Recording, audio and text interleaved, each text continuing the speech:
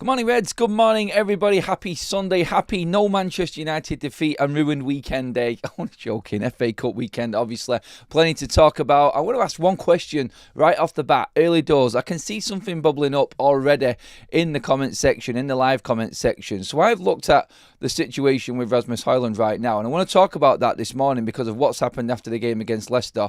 And other stories obviously going on speculation-wise and around the rumour mill, around the media. But Garnacho, Rasmus Hojlund, players that we have talked about aplenty so far this season, are struggling. Who is the bigger problem? Because you're looking and defending Rasmus Hojlund with no delivery and no service. Is it his fault that he's not getting into certain areas? And then you're looking at Garnacho and we know the end product is not actually there. Is he the hope for Manchester United because he can make something happen, i.e. he can score more goals than what Rasmus Hojlund has? Or is Garnacho the problem in not servicing the forward that we've got there? There's a debate between it. Like, what is the better argument? Is it the service to Hojlund, or is he just not that good and not that capable of getting in the right areas? I've seen plenty of diagrams and plenty of people snipping up videos of Garnacho being down the left-hand side, just as an example off the Leicester game, and having loads of space, and Rasmus Hojlund is behind his defender. He's nowhere near where he needs to be. He's not made the right runs. That's the argument. That's the debate I'm going on about. I'm talking about the transfer news as well this morning. When I get into that as well, players that United did look at in the January transfer window. Can we look anything into that? And to look towards the summer window. Are we going to revisit them deals possibly is what I want to talk about there. Gyökeres or Victor Osimhen. That's another one that's come up again.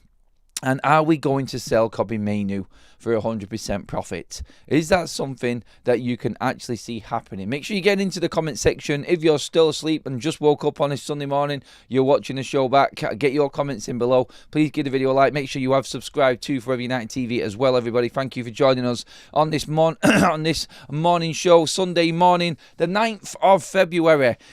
FA Cup weekend in full swing right now. Obviously, we're going to see if Marcus Rashford does make his debut later for Aston Villa as well. That's going to be interesting to watch. And I think it's good that United fans can sit back and actually just enjoy the weekend without having to worry about football. We're back live tonight as well at 7:15. Me and Jay doing a special live show. So back to normal schedule today. And yeah, there's going to be plenty to talk about because we're going to know. I don't actually know when the draw is actually for the FA Cup, but yeah, there's plenty to discuss and plenty to actually catch up on with Jay as well later on this evening. So make sure that you tune in for that one as well, everybody. But let's get talking about Rasmus Hojlund losing hope. Ruben Amorim, he's got the rest of this season. I think he's on trial. I think he needs. We've heard that actually said many a times before, Rasmus Hojlund, but.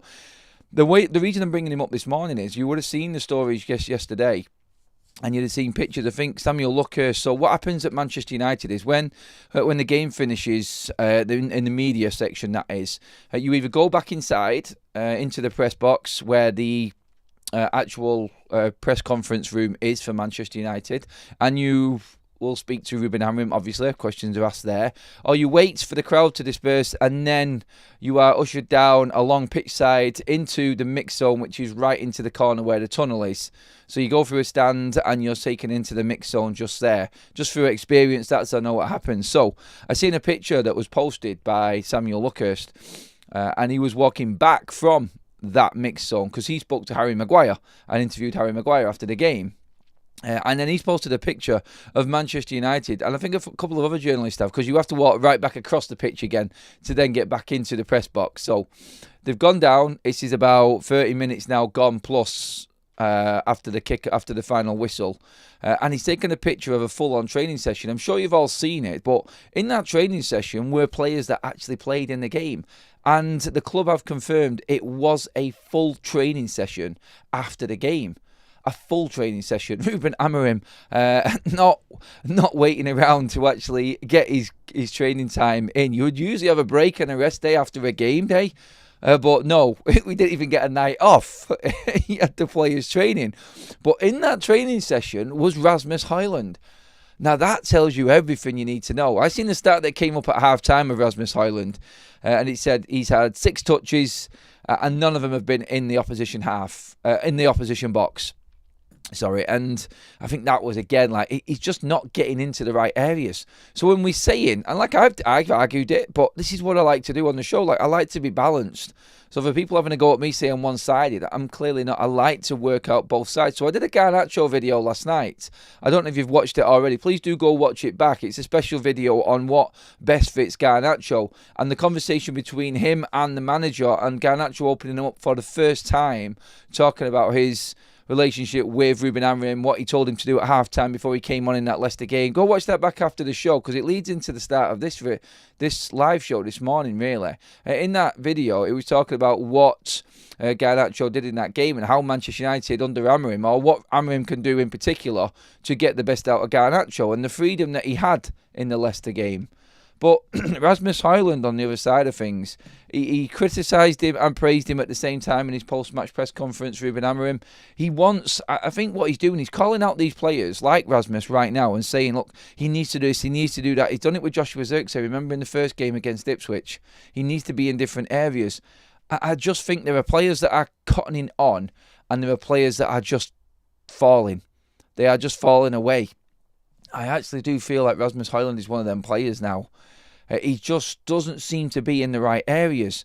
And what I said about Garnacho last night was basically around him just having freedom, and Ruben saying, go out and enjoy it and play football, play where you want to play. And those are the words that came out of Garnacho's mouth. So I wasn't making it up. That's what he said after the game. The manager told him to go and play. He went straight out wide and played as a winger. A straight out and out winger. And then he was cutting in, he was creating chances. He set up the first goal. There were some moments where he could have crossed the ball, and then he shot, it went into the side netting. At that moment, Rasmus Hojlund went on a little bit of a hissy fit. I don't think anybody picked it up. So at the stadium, obviously, you can see a little bit more. But after Garnacho cut behind the defence to the byline, closing on goal, he decided to shoot from an acute angle, and it hit the side netting. And everyone in the stadium's like, you're not going to score from there, surely not. And then literally you're looking back down at the stadium, looking back down at the pitch, and there's Rasmus Hojlund having an absolute meltdown. And I mean meltdown. He's in the goal, grappling with the net, screaming in the nets that he didn't get the ball put across. And that, I think, is the issue that Manchester United have got right now. Ruben picked up on that and said, it's not about that chance, it's about being in a better position. He defended Garnacho in a way by having a little bit of a dig at Rasmus Hojlund. Not so much a dig, I'm probably using the wrong word there, but he picked up on that moment where Rasmus was upset. And interesting how it's Rasmus Hojlund who is in the training session after the game.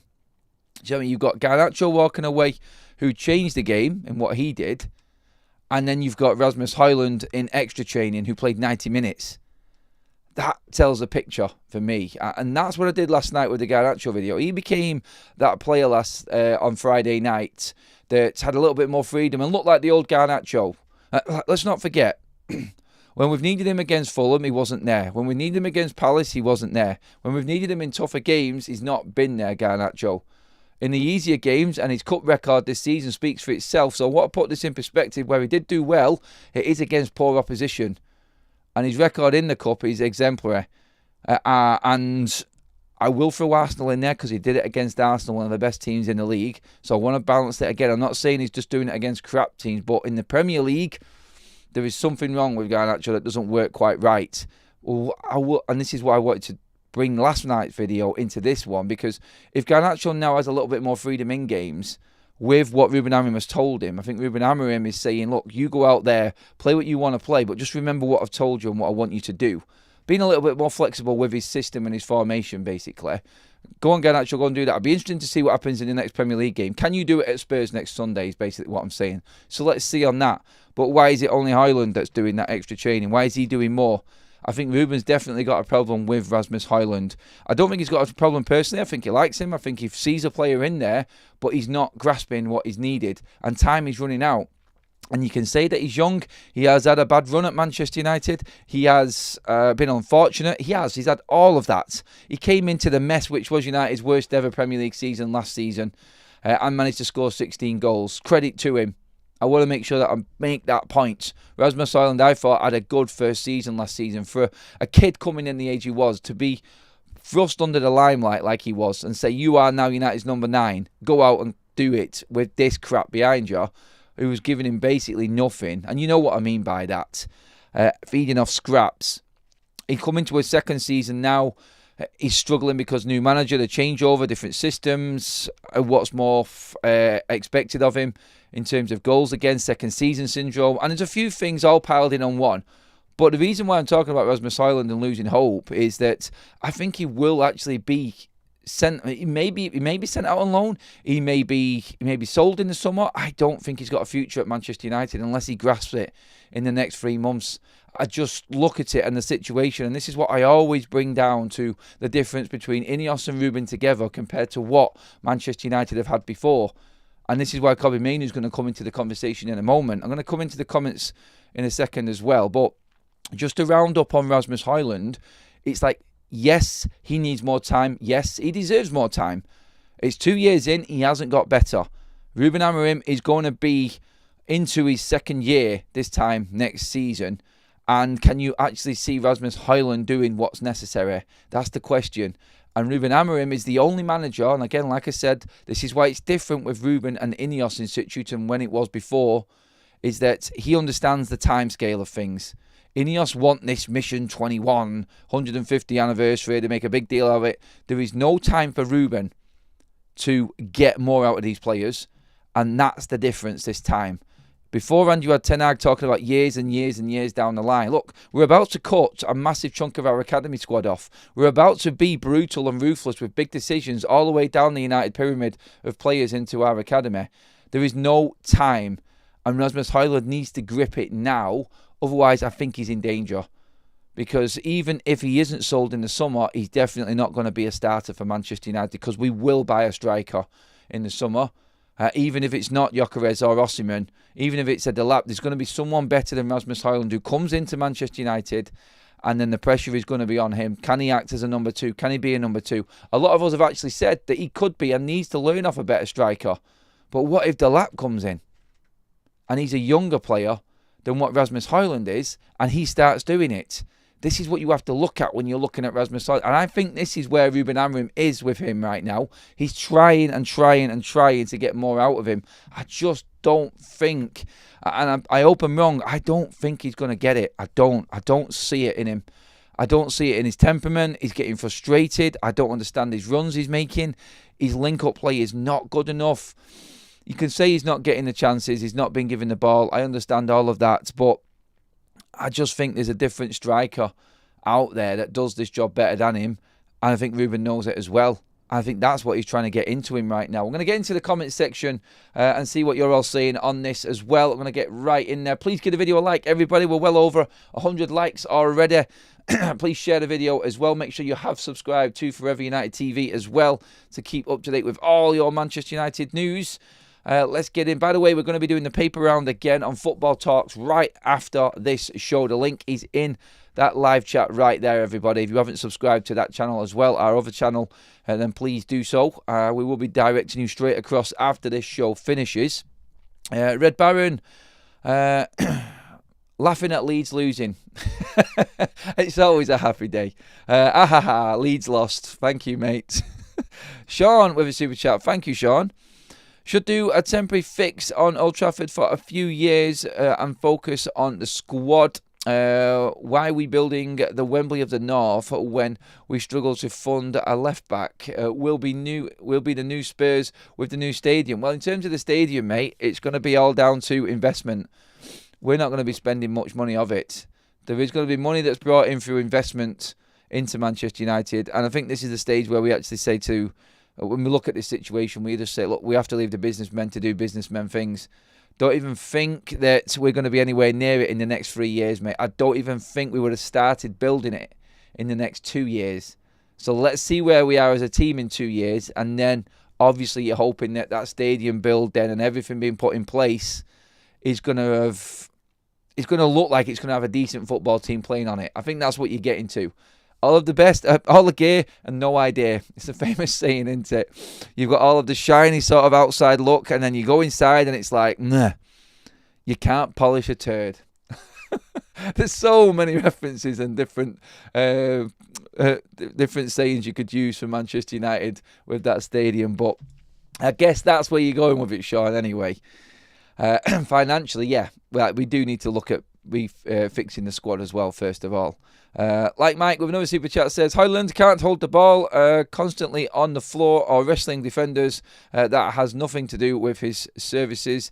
Yep, I get it. Them little elements of the game are what fans are picking up on now. They're picking up on body language. They're picking up on how he is, how he just cuts that forlorn, frustrated figure right now, Rasmus Hojlund. Like, it's just never going to happen. That's how he looks. Do you know what I mean? You really do. He's one of them players that you want everything to work for.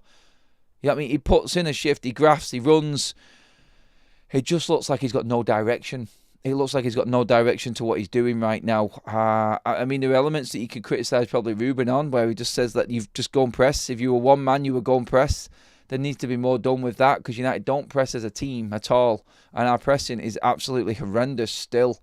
He just needs... If United are ever going to press, it'll be without the players that are playing there right now, because they just don't do it. They don't know how to do it. I think every manager's tried it and just failed with them. So it's going to take new players to come in, and it's going to take time for Ruben's system, I think, with them right players to actually see any form of a press going forward. But let's get into the rest of the comments and see what you're all saying. Do you think Antony has a chance in the starting 11 after he does good at Real Betis? The loans and the word coming from Manchester United with the loan players, in particular Malacia and Antony. No way back for Rashford, by the way. Forget that. But Antony and Malacia, Manchester United are seeing that as loaning them players out to reevaluate in the summer. I still think they're going to sell them. I really do. They are praying and hoping that both Malacia and Antony absolutely smash it. Right now, as you've seen yesterday, I'm sure you all, if you have been on social media, have seen Antony again, another man of the match performance for Real Betis. Excuse me. And he scored a great goal as well. It was a fantastic goal, actually. Took it really well. So Antony's flying right now. And Manchester United are really looking at cashing in on him just this season alone on that loan deal. So they will reassess in the summer, and they will look at Antony again. Maybe bring him back in. That's the word. The reality is they pray that he plays well, and they sell him on and then reinvest that money. At the moment, Antony's looking like that 30 to 40 million pound forward right now. And it may even be Real Betis who come back in through, because if he keeps going the way he's going, I know it's only 2 games, but they're in the Conference League. Antony could definitely help them win that trophy. I've been to Real Betis. I've been in and around that club. It's a passionate fan base. Very, very passionate fan base. Massive on their history as well. I've seen the trophies. I've taken a little look around inside that stadium when I've been there before. And it is big on certain players. They do like to hold on to their heroes as well at that football club. And like most clubs do, but I think it's the perfect fit for him. I really do. And I feel like if he keeps on going the way he is, and they are successful, United will get bonuses if he qualifies for the Europa League. If they qualify for the Champions League, even more. Unlikely with where they're at in the league right now, but still, you never know. Bit of time. Most of his wages are covered, as we know. So United have been in a really comfortable position with Antony going into the summer. And they'll just take advantage of that, I think. I think they will sell him. But at the moment, I think you can get 30 to 40 million for Antony. If he just carries on the way he's going, I think that's the type of player he is. And that will be a get-out-of-jail card for Manchester United. It will. Good business done again. And we have to make that note. If it turns out that Antony's gone away and done well in Betis, then, you know what, when you look at this, just moving Antony aside again there, what about a loan for Rasmus Hojlund? Talk to me in the chat as well about that. Would Rasmus benefit from a loan? And then we reassess him, because he's 2 years into his contract, and we know it's 5 with an added 6. And it's probably too soon to sell him financially. You would only sell him financially right now if he was absolutely smashing it and someone gave you stupid money. But you know no one's going to pay big money for Rasmus Hojlund. So would a loan for Rasmus actually work out well? Would a loan actually fit what he needs? And then we could bring him back and reassess him. And look, we've got a player there. If he goes out and does well, he's 22. You've got a player there that could last another 10 years. So maybe United look at loaning Rasmus Hojlund out, because I don't think you're going to get money for him. I don't think you're going to get anywhere near enough money to balance what we've paid for him and him only being 2 years into his contract in terms of football finance side of things. Would you take a loan? Rooney, Ibra, Lukaku, Cavani, Ronaldo have all had a drop further back. Have all had to drop further back to make things happen for themselves. We have been struggling with creating chances for years. Not fair to blame Rasmus. Look, we're not blaming Rasmus Hojlund. We're blaming everything. He has a part of the problem. I just don't think people are saying, look, we're trying to find excuses for young players not performing well. We naturally do it. We want the young lads to do well. We want them to thrive at Manchester United, because that is the history of this club. Younger players coming in, younger players through our academy. We naturally try to defend the younger players. It's just in our DNA. It's what we do as United fans. Other clubs do it as well. He's one of our own and all of that. Rasmus isn't that player. Obviously, we bought him in for a big chunk of change, didn't we? But we naturally tried to defend him because we think there's a future. I don't think there's a future. I'm just going to be brutally honest. I don't think he's good enough. I would love to be proved wrong. I think a loan actually fits Rasmus Hojlund. In fact, I think the situation with Antony is helping Rasmus Hojlund now, because we could get money off him if he thrives in the summer, and then we can afford to loan Rasmus Hojlund out with his wages covered and see if we can make more out of him. Because let's not forget, right now United are going to bring in another forward. Rasmus is going to be sat on the bench. I think Xerxes is a better player all around than Rasmus Hojlund right now. I really do. And I think he will be the one that stays for next season. We may see Chido come through into Manchester United, or Bayern Kerry as well, backup strikers from the academy. And then Rasmus is out on loan, maybe doing bits somewhere else. What do you think? Talk to me in the chat, everybody. We have well over 1,000 in the room. Thank you, everybody, for being part of the show. Please give the video a like. We're creeping up to that 200 live like mark. Manny Mellos has come in with his first super chat. Thank you very much. Garnacho will be sold in the summer for profit. He butchered 2 clear opportunities for Rasmus with poor decisions on a striker. I wish we had a Berbatov on a striker. He wishes we had a Berbatov type of player.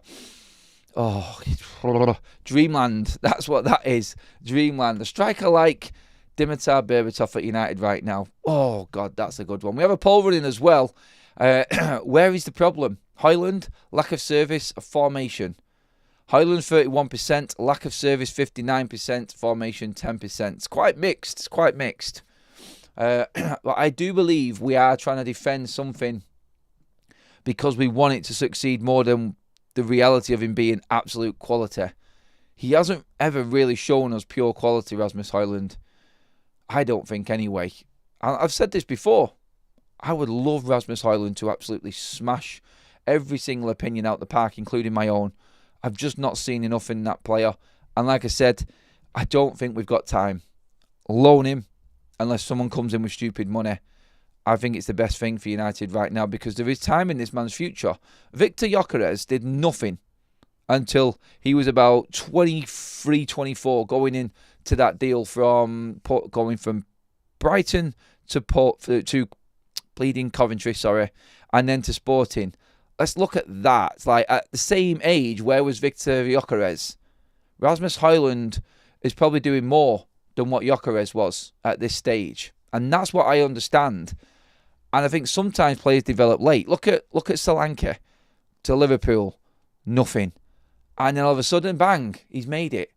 Maybe United need to look at how some of these players actually develop. I think Rasmus Hojlund was brought in under incredibly piss poor recruitment. The money we paid for him was the money we should have been paying for Harry Kane. It's as simple as that. It was ridiculous what John Murtough did that summer.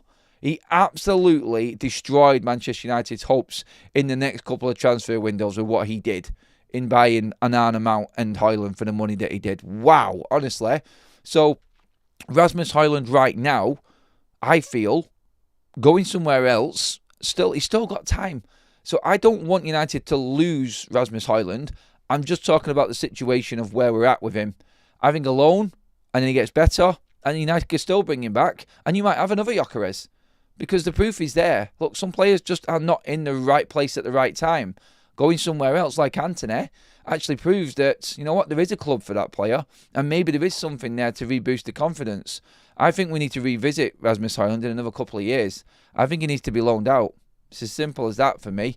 And then United could probably cash in either way.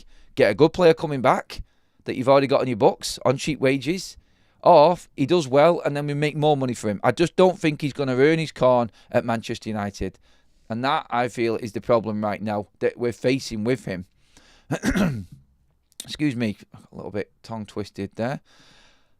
Let's get into a few more of your comments. We've got a few super chats to get through. Quite a lot, actually. Thank you, everybody. Laughing at Chelsea as well. Where's Sancho? Yeah, Red Baron, I know. We're going to get into that in the paper round after this. Yes, oh, God. I'm Chelsea fans are regretting that one right now. Glenn C with the super chat. Thank you, Glenn. Back in the day, the team would be so desperate to give striker confidence, the whole team would be looking for them constantly. Not anymore. That was a different team that already were in a comfortable position with not many players needing to actually prove a point. I see a lot of greedy play in Manchester United players at the moment because they're all striving to try and save their own careers. They don't want to be that next player to be thrown under the bus or be criticised. So they're making the wrong decisions rather than making team decisions. They're making individual decisions, which is costing them. I think a lot of them are playing safe. I think a lot of them are playing scared because they don't want to be the next one in the firing line. I'm loaning out Rasmus Mount 2 if he can pass a physical at another football club. Got to work down these long contracts. This is it, make room. Manchester United have invested in younger players. Sekou Kone again against Spurs in the under-21s had an excellent game again. He is now starting to really, really show promise. And that investment from Manchester United in the summer from Vival and bringing him in, I can just tell you now, just go and watch the highlights and start looking. I know it's only under 21s, but we have a player waiting there and developing now nicely. Just turned 19, Sekou Kone in at 6/8. We could see him next season. I really do think we could be seeing a player there that saves United a fortune. But then, like you said, move out Rasmus, move out Mason Mount, and bring some younger players through. Work these contracts down. This is what United have to do right now. Spend and invest wisely in hidden talents, cheaper, to balance the books, obviously. Loan out some players, get them wages off the books. Loan them out, send them wherever. I think Mount will... I don't know with Mason Mount. He scares me as well, Mount. I love him. I want him in the team. I think he's brilliant for Ruben Amorim. I think he fits what Ruben Amorim wants to do. And if he was a fit Mason Mount, I think we'll be looking at a different ballgame. I don't think Garnacho starts. I think Mason Mount starts. I think Ahmad starts. And I think we pick one of the strikers. I think that's where Ruben Amorim would be. And then I think Mason Mount, actually, if he was fit, he would be the player that outed Bruno Fernandes. He would be the one. But he's never fit enough. And no one can do what Bruno does. Even when Bruno has his poor games, he'll do something that the other players are too scared to do, like I just said. And that's why he always plays. But with the system still not working at the moment, we're not going to see the back of Bruno. So all of the people that don't want Bruno there, unfortunately, you're still going to be having Bruno Fernandes there because he does things that there's no one else in this squad can do. And that's their moments. And it sounds horrible to say it again, going back to Moments FC. But it is literally holding United afloat right now.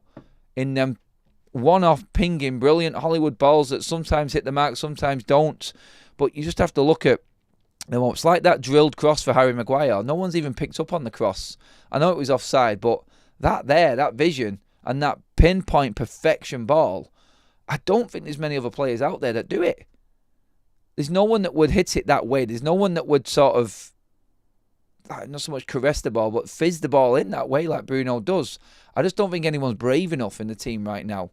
Ray Carl with super chat. Thank you, mate. I don't think it is Rasmus because he was scoring goals under Ten Hag, getting space and runs. I think it hasn't adjusted. He hasn't adjusted to Ruben Amorim, where there is no service football at back to goal. No, I don't think it is necessarily just Ruben. I think he needs to decide what he wants to do. I think he needs to be making runs so we can actually play the ball. I don't know what type of striker he is. That's the difference. I think he's better running at players. There were a couple of moments in the game where he looked better when he was running at defenders. Holding the ball up on his touch, no. But with pace and going directly, Rasmus Hojlund is a threat, a major threat. I wanted to move on now. I've been talking enough about that one there. We can come back to it in some of the comments as well, everybody. Thank you so much for all of the likes. Well over 200 now. Please keep putting that subscribe button. Well, keep putting it. Keep pressing the subscribe button if you haven't already. That way you can get into the chat as well. Thank you for all the super chats as well today so far. Absolutely smashing it. A brilliant show so far, everybody. Thank you. Protect Garnacho at all costs and start him every game. He's unbelievable. I disagree with that one. He's not unbelievable. We can't protect him, and he needs to be a man. And he showed a bit of that against Leicester. Let's see more of it. We're not protecting anybody anymore. That's the difference, I think, right now. Hi, Adam. We should go to Sporting and get about 3 players. Amorim's system. They die for Amorim. They have huge work rate, agree or not. Look, we are looking at them. I think we've been linked with Ignacio, we've been linked with Diamande, we've been linked with Giovanni Quenda, Victor Gyökeres. All of these players from Sporting would suit the Amorim system. They would. But again, I don't want to get into the summer too much. I want to try and deal with what we've got right now. But I think it might be a bit of an ask with where we finish in the league. It is all dependent on what happens this season. And it is a massive season. It really is. Would you sell Kobbie Mainoo for 100% profit? That's what I want to talk about now, because there is more stories going around again about Kobbie Mainoo and Manchester United cashing in. I think it was Gimme Sport who was talking about it. A couple of other stories have come about. The Daily Mirror have run with it as well. That Manchester United are and will be willing to sell Kobbie Mainoo for 80 million quid. I mean, is he worth 80 million? Do you think Kobbie Mainoo is worth 80 million? You've obviously got the contract standoff, and talks are still ongoing with that for a new deal for Kobbie. But 80 million for Kobbie Mainoo, is he worth that, first of all, in the chat? And if there is a player there, and this is what I want to go back to, so we're defending Rasmus Hojlund because he's young. We naturally do this. United fans will naturally also defend, and I mean strongly defend, our academy players. And you know this. And you will feel yourself doing it without even realising it. We can't sell Kobbie. This is Man United. Times have changed, I'm afraid. And you know what? Kobbie Mainoo may be one of them players that leaves. I've said this many a times. Don't be surprised to see some big names leave in the summer and players you wouldn't expect. But if you brought in a quality number 8, where does Kobbie Mainoo fit? Where does he fit? He is then just a squad player, because he doesn't fit in an 8 or a 6. And I don't think he is one of the 10s, because I think we'll buy another 10 as well. Like I said, if Mason Mount is fit, then Kobbie Mainoo never starts. Unless you play Ahmad as a wing-back, which I don't want to see. But I think when I'm thinking about it there, I just think he falls into rotation. He's not a definite starter at Manchester United. If he's not a definite starter, should we be looking to sell him on? If a big price comes in for him. It's just a question. I personally, for Kobbie Mainoo, think there will be a role for him in that 10 somewhere, but he has to adapt quickly. And again, Kobbie Mainoo falls into the same category of running out of time like Rasmus Hojlund is. And Ruben Amorim cannot wait for Kobbie to actually understand his system. He needs to make it happen. No manager lasts over 2 years. We know this. And it's going to take some of these players 3 or 4 years to understand this system. So do we back the manager, or do we go all in and trying to protect these younger players? And then the next manager comes in and they've got to learn a new system. That's the difference this time, and why it's so different with the likes of Ineos and the likes of Ruben Amorim. Together in particular, I think is key for Manchester United and the future of this football club. Brian says, Adam, thanks for staying positive and constructive in these dark times. I lost a bit of faith in Amorim after Friday's bizarre team selections, but I know that's short-term thinking on my part. Look, we all did. We say it as we see it. Look, no Manchester United fan should be apologising for doubting anything that happened after Friday.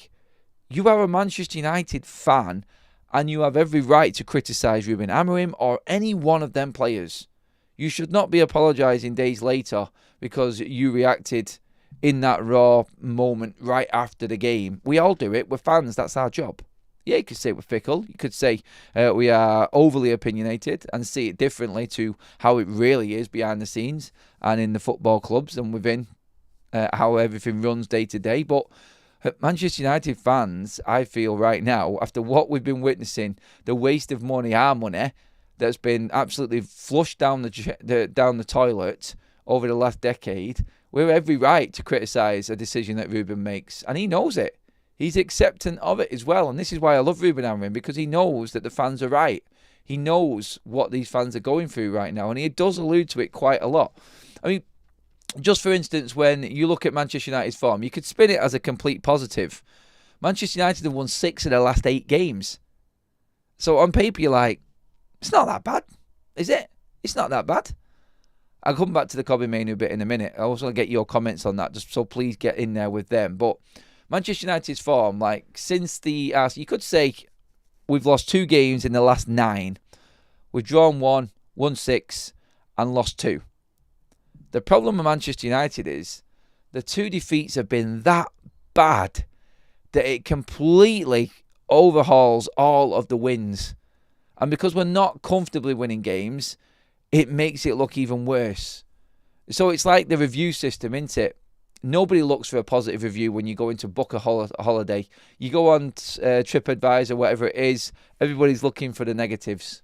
Always looking for the negatives. I like to look past it, obviously, but you know one negative comment is going to outweigh 10 positive ones. And Manchester United right now, because the defeats are so bad, like the Crystal Palace and the Brighton game, they're the only 2 defeats this calendar year and in the last 9 games. The rest we've been competitive in. Not great, nowhere near great, but still okay, just. But everybody will look to them 2 defeats, and that's what's really holding United back. If we'd have managed to beat Crystal Palace, that Brighton defeat wouldn't have looked half as bad. But now it just looks like that norm, doesn't it? It looks like that is always going to happen. Because United, even in them wins in them 9 games, haven't been great. And I'll just read them out now. Obviously, we beat Arsenal on penalties. We beat Southampton. Last 10 minutes in that game, we had to come from behind. Obviously, that was looking like it was going to be an embarrassment. Then we got absolutely slaughtered by Brighton through mistakes from Onana. Rangers, last-minute winner. Fulham, last 10 minutes. Steaua Bucharest was a late show in terms of second half. That was probably our best performance out of all of them, second half one. Crystal Palace, need I say more? And then that game against Leicester, we beat them again. Last injury time. Look at the times that we're scoring goals. It's Amorim time, it definitely is. It's getting these late winners and everything, but still, you'd like to be a little bit more comfortable. It's always a slog, is what I'm saying, isn't it? It's just a slog every single time to get that win. We're never comfortable. I would give anything just to have my feet up watching a United game, maybe 2 or 3-0 up, just seeing out time, bringing on a few younger players to give them some game time. It's never going to happen, is it? It isn't. That's what gets on my nerves with United and the fan base. Hi Adam, how will our loaned superstar Marcus go on versus Spurs today? He gave us some incredible highs over the years. Let's wish him all the best and get his 61st cap for England. Honestly, mates, yeah, just go and do what you want, Rashford. I cannot be like that with him. I've still not forgiven him for what he did and how he treated the fan base, and I never will, because he never came out and apologised. But Marcus Rashford on his own, we'll see how he does for Villa. I hope he really does well. That's it. I really do hope he does well. As a player that's lost. I'm talking about Marcus Rashford, in fact, on Football Talk, so we'll carry that on. ATKO on the Football Talks video, which is straight after this live show here on FUTV, so make sure you do join us for that one, everyone.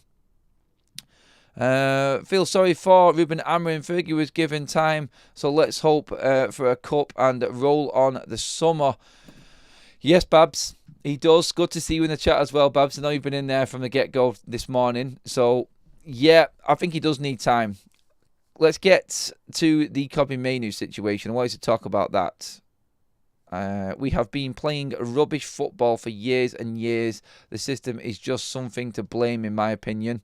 But these players and the recruitment of what's caused Manchester United headaches for years and years. Like what Ryan Giggs said, like United right now, the last 10 years recruitment has set us so far back. And we all know this. He's just stating the facts. He's just stating what everybody else is talking about right now. So, yeah, I don't think that Manchester United's recruitment, I don't think the players that are there are really the right types of players. They haven't been looked into properly. And it's been lazy for Manchester United. We've just sleepwalked over the last decade. We really have.